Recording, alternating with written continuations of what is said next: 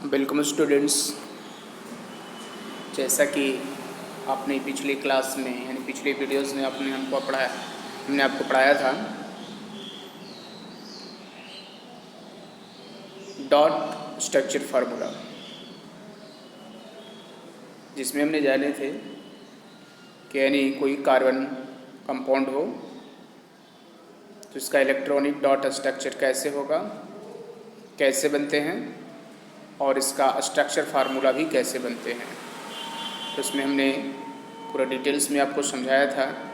आज हम carbon and it's compounds का ही एक पार्ट्स आपको हम बताने जा रहे हैं। इस टॉपिक्स का नाम है आइसोमेरिज्म।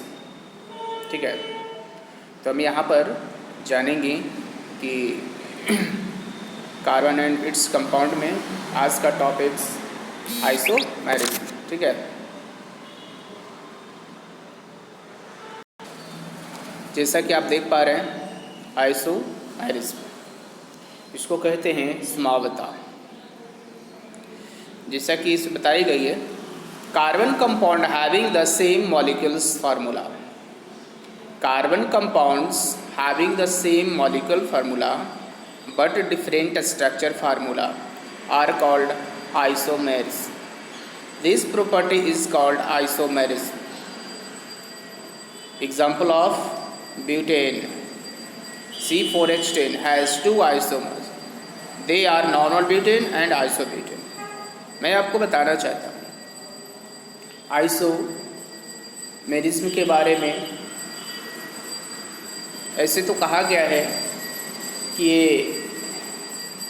मुख्य रूप से दो प्रकार के होते हैं, two types of the isomerism. पहला आता है स्ट्रक्चर आइसोमेरिज्म और दूसरा आता है स्टीरियो आइसोमेरिज्म। बट आपको यहाँ पर जो है हम कुछ ही आइसोमेरिज्म का डिस्कशन करेंगे, बाकी सब हायर क्लास में आपको बताई जाएगी। तो जैसा लिखा हुआ है, carbon compounds having the same molecules formula but different structure formula are called isomers. This property is called isomerism. यानी कहा गया है कि वैसे कार्बन कंपाउंड जिसका मॉलिक्यूल्स फार्मूला जो होती है सेम होती है, बट उसका स्ट्रक्चर फार्मूला होती है, ठीक है, वह अलग होती है। उसी को कहते हैं आइसोमेरिज्म। ठीक है, जैसा कि आप देख पा रहे हैं, आपके पास ब्यूटेन दिए हुए हैं। एग्जाम्पल में दिख पा रहा है ना, ब्यूटेन। ठीक है, इसका मॉलिक्यूल्स फार्मूला है C4H10। तो देखो, C4H10 को हम दो तरीकों से लिख सकते हैं। पहला जो आप ये देख रहे हैं, ये स्ट्रक्चर C4H10 में जो है कार्बन ऑफ एटॉमिसिटी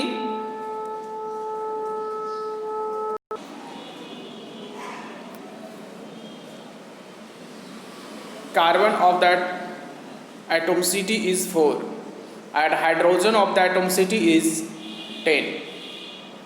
तो कार्बन की कितनी होगी? 4। तो पहले कार्बन को अरेंज कर लेना है, जो कि यहाँ पर कर दी गई। देखिए, ये कार्बन को अरेंज कर दी गई पहले।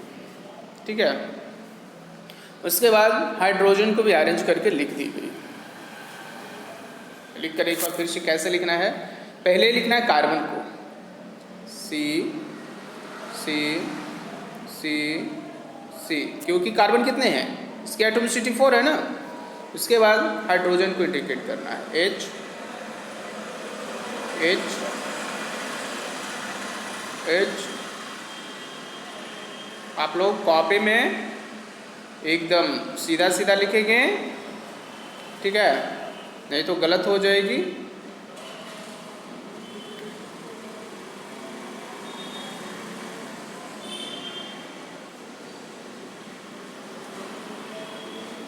देख पा रहे हैं। अब हाइड्रोजन की काउंटिंग करते हैं, 1 2 3 4 5 6 7 8 9 10। कितना था? H10 थी ना, तो H10 हो गया। C कितनी थी? 4। 1 2 3 4। तो ये हो गया स्ट्रक्चर फार्मूला ऑफ ब्यूटेन। इसे कहा गया है नॉर्मल ब्यूटेन के नाम से जाना जाता है। क्या जाना जाता है? Normal butane. अब इसी का देखिए यही मॉलिक्यूलर फार्मूला रहेगा, लेकिन इसका स्ट्रक्चर फार्मूला डिफरेंट रहेगा। ठीक है, तो देख लेते हैं वो भी हम अभी।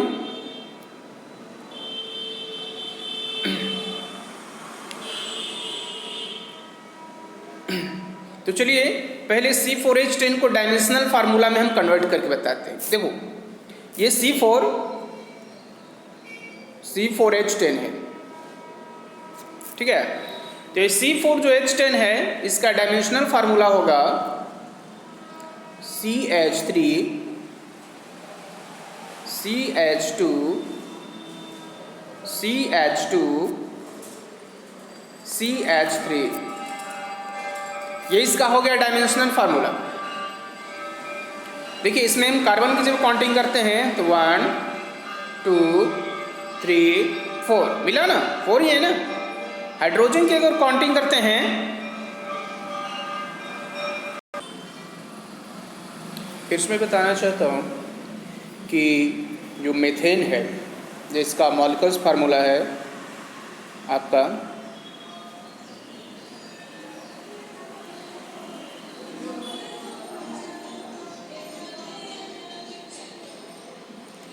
C4H10,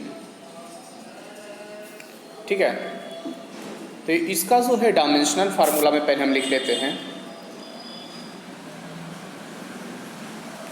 CH3 single bond CH2 single bond CH2 single bond CH3।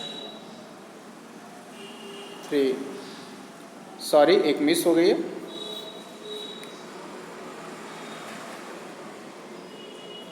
To होगा यहाँ CH3, ठीक है। तो ये कहलाता है आपका डायमेंशनल फार्मूला। अब ये लिखते कैसे हैं? तो एक चीज़ ध्यान देना है, ये CH3 जो रहेगा वो कभी मिडल में नहीं होना चाहिए। CH3 जो रहेगा हमेशा आउटसाइड में ही लिखी जाएगी, हमेशा आउटसाइड में। तो देखिए हमने यहाँ लिखा है और लास्ट में यहाँ लिखा है, बीच में क्या है? CH2। ये क्यों लिखते हैं? क्योंकि जब हम CH2 लिखते हैं तो C को हम क्या करेंगे? ऊपर और नीचे इंडिकेट करेंगे ना H को, इसीलिए लिखा जाता है। बीच में लिखेंगे तो थर्ड H कहाँ जाएगी पता नहीं, इसीलिए उसे इस तरह से नहीं लिखना है। तो ये कहलाता है आपका डायमेंशनल फार्मूला कहलाता है। तो डायमेंशनल फार्मूला में लिखने के बाद जो है आपको स्ट्रक्चर फार्मूला वेरी इजी हो जाती है बनाना, ठीक है। तो ये इस तरह से आप बना सकते हैं, जो कि आपका नॉर्मल ब्यूटेन जो है यही इसी के अकॉर्डिंग आपको बनाएगी। देख लीजिए CH3 है ना, CH2 है, देख रहे हैं ना, इस तरह से जो है ये। अब हम चलते हैं इसका आइसोब्यूटेन का ही मॉलिक्यूलर फार्मूला सेम रहेगा बट उसका स्ट्रक्चर फार्मूला डिफरेंट रहेगा, ठीक है। तो चलते हैं इसके भी देख लेते हैं इसको भी। तो जैसा कि इसको बनाने के लिए आपको क्या करना होगा, चाहे तो आप डायमेंशनल फार्मूला में से इंडिकेट कर सकते हैं, ठीक है। तो चलिए हम लिखते हैं C, ये आपका C4H10 का ही पार्ट्स है, ब्यूटेन का ही है। तो पहले इसका डायमेंशनल फार्मूला लिखते हैं CH3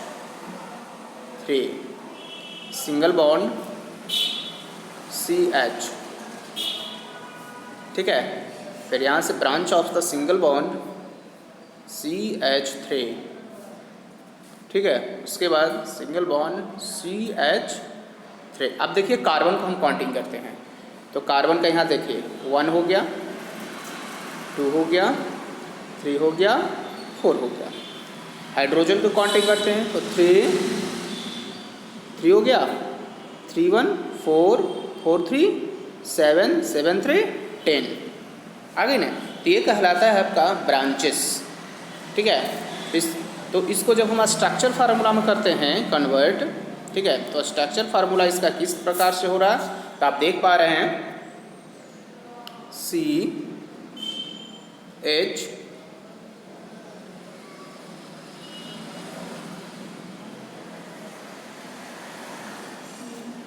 फिर CH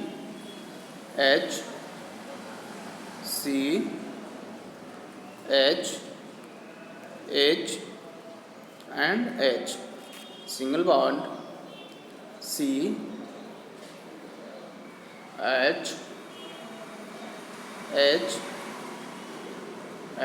देखिए बन गया ना, जो कि आपको यहाँ पर हमने स्क्रीन पे इसे दिखा रहे हैं, ठीक है। देखिए आपको यही फार्मूला देख लिया, ऐसे ही बनेगा ये।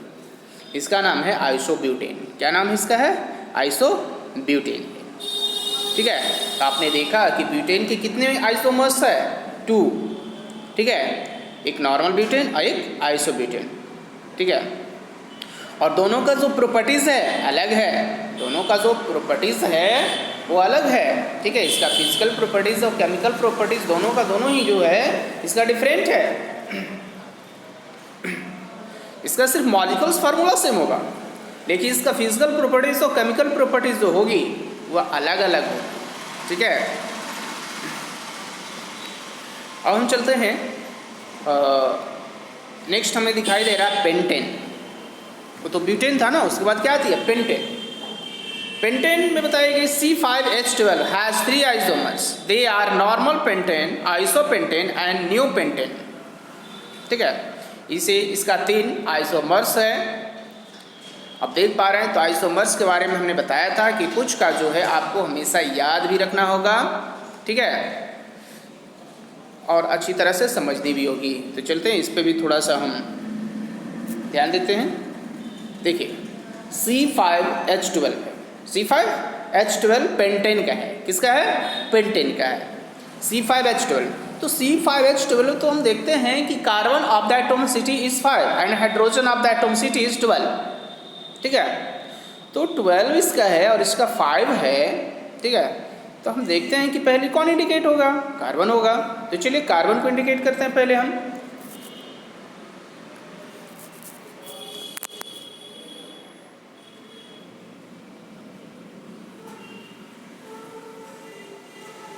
हो गया ना, 5 हो गया। और हाइड्रोजन का अरेंज कर लेते हैं।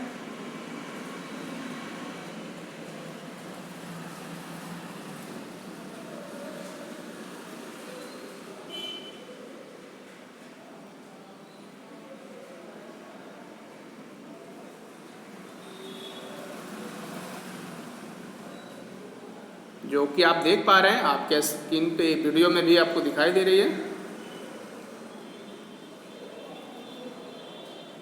तो देखिए ये अरेंज हो गया, ठीक है। तो इस तरह से जो है आप अच्छी तरह समझ पा रहे हैं। तो इसका नाम है नॉर्मल पेंटेन। क्या नाम है? Normal pentane. उसी तरह से आइसोपेंटेन की अगर बात करते हैं, तो चलिए हम डायमेंशनल में बता देते हैं। डायमेंशनल में आप समझ जाइएगा तो उसका स्ट्रक्चर आप आसानी से कर पाएंगे, ठीक है। तो डायमेंशनल जो है फार्मूला में करने के लिए देखिए हमने बताया था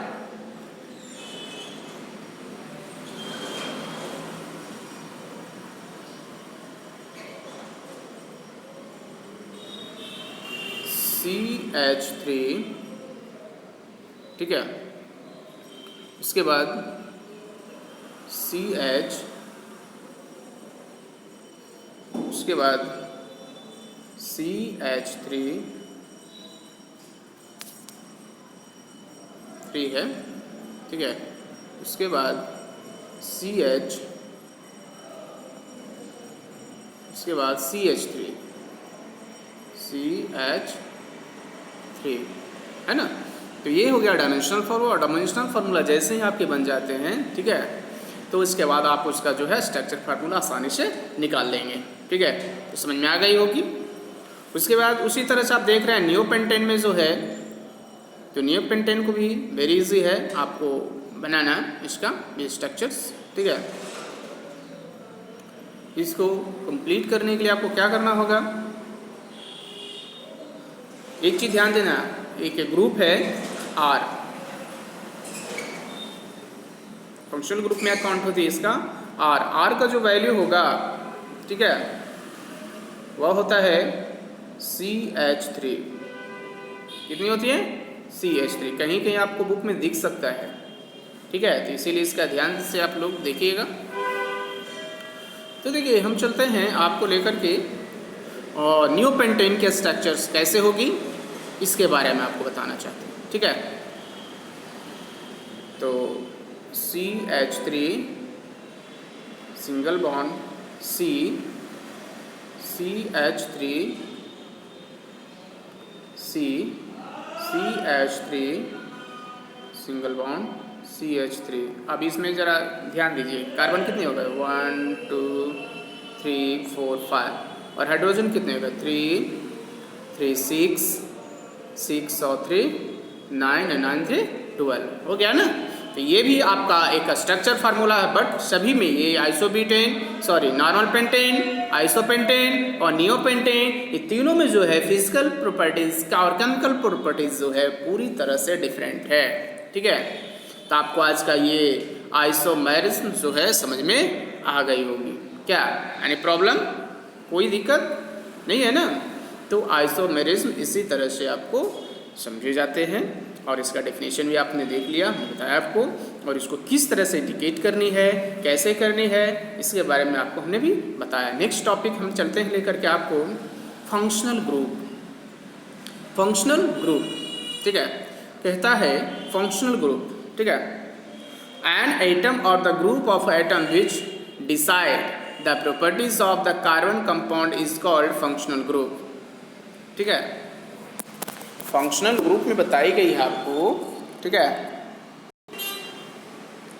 कि एन एटम और a group of atoms which decide the properties of the carbon compound is called functional group.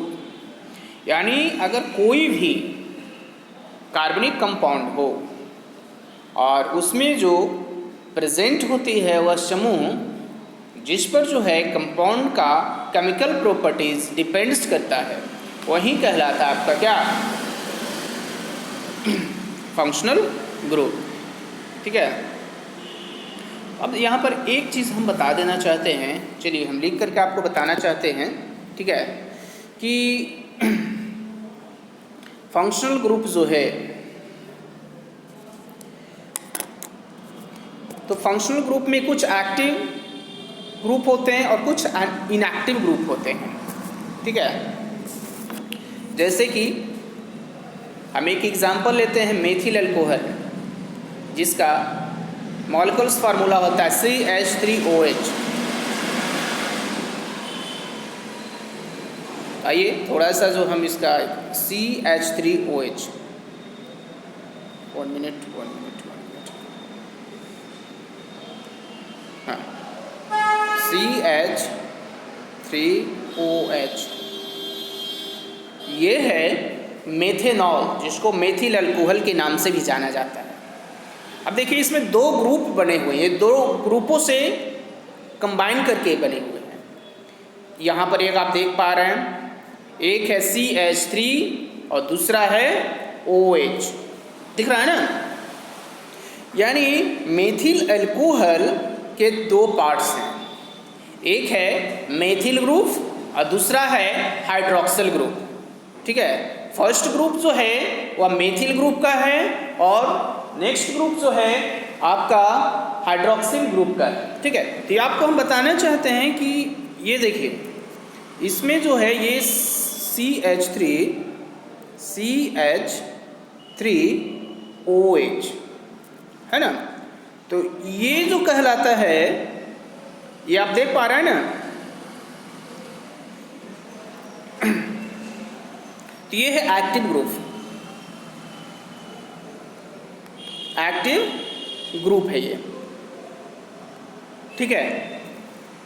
Oh sorry, वाई मिस टेक हो गई है, बताना चाहते हैं फिर से। ये जो है इनएक्टिव है, इनएक्टिव ग्रुप है ये, और ये जो है एक्टिव ग्रुप, ये जो OH है ना, ये एक्टिव ग्रुप कहलाता है, एक्टिव ग्रुप, ठीक है।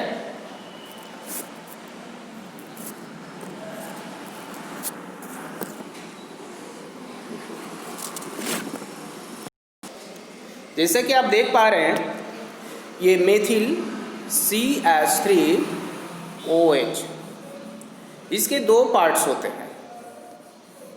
ये कहलाता इनएक्टिव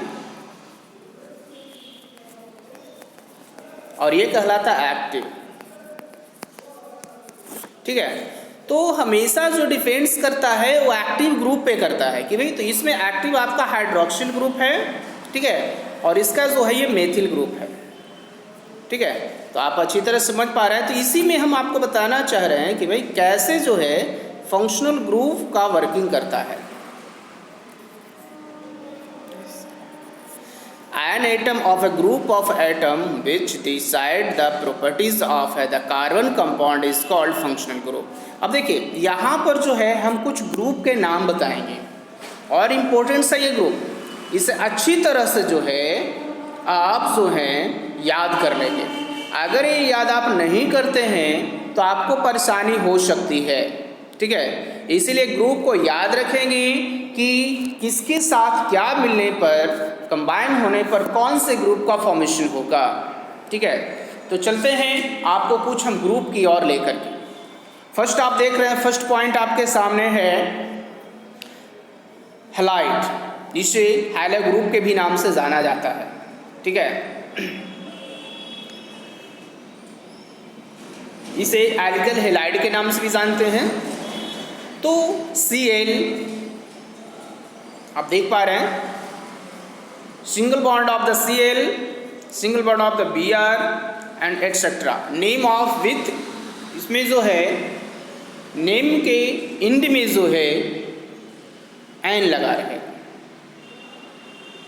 ठीक है, जैसे क्लोरोमेथेन एन लगा हुआ है ना इसमें, आप देख पा रहे हैं यहाँ पे जैसी एग्जाम्पल में बताई गई है। देख लीजिए एग्जाम्पल में CH3Cl, तो ये है आपका है क्लोरोमेथेन। C2H5Br, ये कहलाता है ब्रोमोइथेन। क्या कहलाता है? ब्रोमोइथेन। ठीक है, तो इस तरह से जो है ये आपका ग्रुप कहलाएगा alkyl halide group. Alkyl halide group कहलाता है। ठीक है, उसके बाद का ग्रुप आप सेकंड देख पा रहे हैं। सेकंड ग्रुप जो आपके पास है वह है अल्कोहल ग्रुप। ठीक है, कौन सी ग्रुप है? अल्कोहल ग्रुप है ये। जैसा कि आप देख पा रहे हैं OH दिख पा रहे हैं ना यहाँ, देखिए OH, name in with all. ठीक है, that is example of CH3OH methanol, C2H5OH ethanol. तो इस तरह से आप देख पा रहे हैं कि कैटेगरी आपकी बढ़ती चली जाएगी। ठीक है, C3H7OH। तो इस तरह से जो है सबकी जैसे कैटेगरी बढ़ती जाएगी तो उसमें ऑल लगता जाएगा। ठीक है, मेथेनॉल हो गया, एथेनॉल हो गया, ब्यूटेनॉल हो गया, पेंटेनॉल हो गया, इस तरह से ये कैटेगरी बनती चली जाती है। ठीक है, तो जिस ग्रुप में फंक्शनल ग्रुप OH हो आपको समझ लेना चाहिए कि वह अल्कोहल ग्रुप का है। कौन से ग्रुप का है? अल्कोहल ग्रुप का है। ठीक है, आप देखिए हम अल्कोहल से CH3OH, CH3OH, तो देखिए ये फंक्शनल ग्रुप है ना, एक्टिव ग्रुप है ना। ये हमने बताया था कि एक्टिव है कि इनएक्टिव होती है। तो एक्टिव ग्रुप इसमें कौन है? OH है ना, जो हमेशा क्या करेगा? एक्टिव करता रहेगा, अगला कंपाउंड, अगले नेक्स्ट कंपाउंड को एक्टिव करता रहेगा। उसके बाद आप देख पा रहे हैं यहाँ पे एथेनॉल, तो एथेनॉल C2H5OH। तो इसमें भी देखिए ये OH हाइड्रोक्साइड जो है। ठीक है, तो ये भी जो है आपका एक ग्रुप है जिसको हाइड्रोक्सिल ग्रुप के नाम से यहाँ जाना जाता है। ठीक है, तो अल्कोहल को पहचान सकते हैं आप कौन से ग्रुप का है ये, और इसके इंड में ऑल लगा रहेगा। Ethanol, methanol, propanol, butanol, all लगा रहेगा। तो आपको समझ लेना चाहिए ये किस ग्रुप का है? अल्कोहल ग्रुप का है। ठीक है, नेक्स्ट हम बात करते हैं एल्डिहाइड का।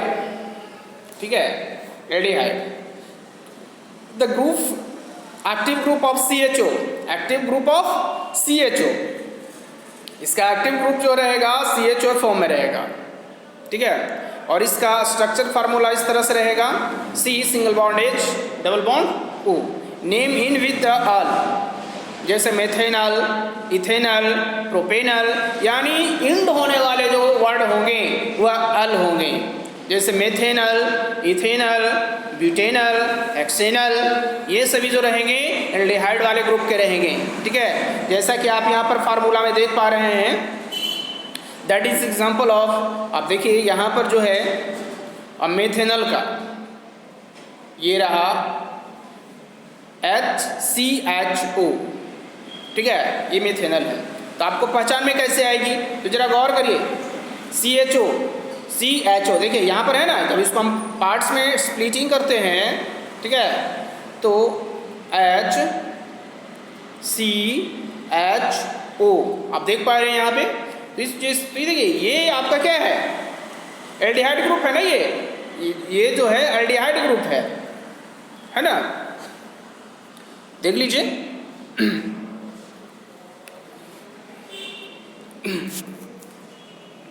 इसी तरह से जो है इथेनल का भी देखिए यहाँ पर दिया हुआ है, ये रहा इथेनल का। उसके बाद हम चलते हैं नेक्स्ट कार्बोक्सिलिक एसिड, इसमें कार्बोक्सिलिक एसिड,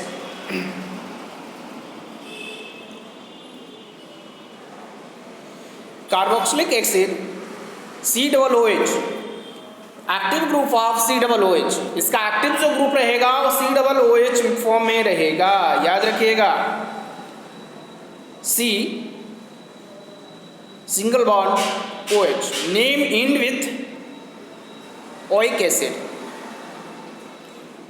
हमेशा जो इसका रहेगा एंडिंग जो वर्ड होगा वह आपका ओइक एसिड के नाम से रहेगा। तो आपको समझ लेना है कि ये जो है आपका कार्बोक्सिलिक एसिड है। ठीक है, जैसे कि आप देख पा रहे हैं एग्जाम्पल HCOOH, मेथेनोइक एसिड, क्या है, मेथेनोइक एसिड, एथेनोइक एसिड। तो इस तरह से आप देखिए कि तो ये फंक्शनल ग्रुप इंपॉर्टेंस है, इसीलिए हमेशा इसे याद भी रखनी होगी। ठीक है, इसके बाद हम चलते हैं ketone, functional group of ketone. Ketone का जो होता है वो फंक्शनल ग्रुप, जो एक्टिव ग्रुप इसमें होती है वह CO होता है। जैसे आप देख पा रहे हैं क्या है, CO, the structure formula of single bond C, इस तरह से आपका इसका स्ट्रक्चर फार्मूला होती है। ठीक है, अब इसकी बात करें तो इसमें जो है इंड होने वाले जो वर्ड होते हैं, कीटोन की अगर बात कर रहे हैं हम यहाँ, ठीक है, तो ऑन, इसमें इन वर्ड आपका वन होगा। ठीक है, जैसे प्रोपेनॉन, ब्यूटेनॉन। ठीक है, तो इस तरह से इसका आपका जो है एक्टिव ग्रुप बनते हैं और इसका ये एग्जाम्पल्स है। तो आपको समझ में आ गया होगा आज का फंक्शनल ग्रुप। ठीक है, कि किस तरह से जो है फंक्शनल ग्रुप में किन शब्दों को जोड़ने पर क्या बनती है और इसकी पहचान क्या होती है। ठीक है, तो आज के लिए बस इतना ही। नेक्स्ट वीडियो में हम जो है आपको नेक्स्ट टॉपिक पे डिस्कशन करेंगे। Thank you.